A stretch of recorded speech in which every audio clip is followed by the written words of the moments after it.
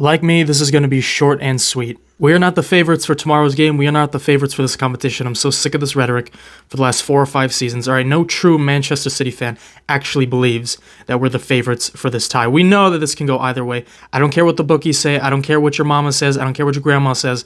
We're not the favorites. This tie has 14 Champions League trophies between the two of them. Yes, Carlo Ancelotti already said he already knows the lineup that he's going to be putting out there tomorrow. Pep Guardiola is probably going to be thinking of a lineup 2 minutes before the game. So I saw reports of a 4-4-2 lineup for Carlo Ancelotti's men. Zidane used this very, very rarely. I think he had Lucas Vazquez and Asensio on the wings.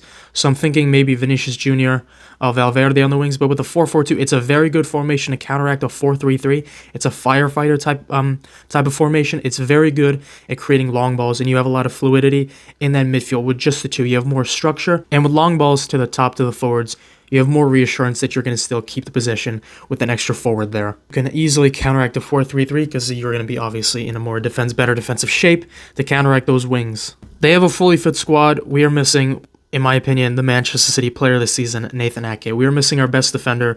So in my opinion, it's a little bit of a handicap, but I'm still confident in my team to pull through. Regardless of what happens tomorrow, I'm going to be a nervous wreck. I'm probably going to cry. I'm going to be emotionally distraught for the next couple of weeks, depending on the result of tomorrow's game. Look, that first leg pissed me off in a lot of ways. Carvajal should have been booked. He wasn't. Rudiger should have been booked. He wasn't. Cruz tried to annihilate and break one of our players' legs. No red card, but okay. For all the idiots blaming my fan base, our fan base, and Manchester City Football Club for being cheats because the ball went out of play for Kevin De Bruyne's goal, you people have to realize that we're not the ones making the decision, and also the ball went out of play and then Real Madrid got possession. We won possession afterwards, and then we scored.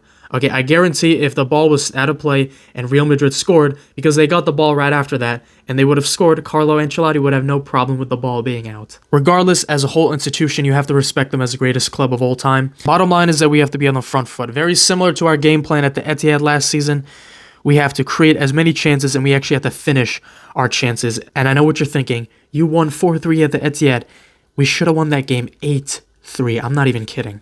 I sincerely hope Julian Alvarez and Phil Foden or Riyad Mahrez, one of those combinations, if I were to choose one based on seniority and based on past experiences in semifinal moments, I would probably choose Riyad Mahrez and then maybe Julian Alvarez. I would be so happy if Julian Alvarez plays this game. I would be so happy if this guy plays this game.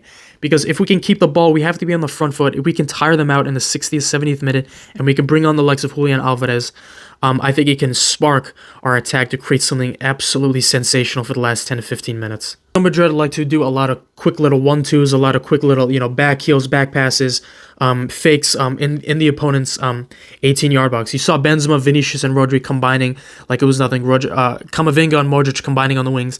They are very good at the 1-2s. It's basic football. That's how they break teams down. They're so incredibly confident in the highest, in the most pressurized moments, in the highest, the highest amounts of pressure that you could possibly have in a football match. They are so incredibly calm.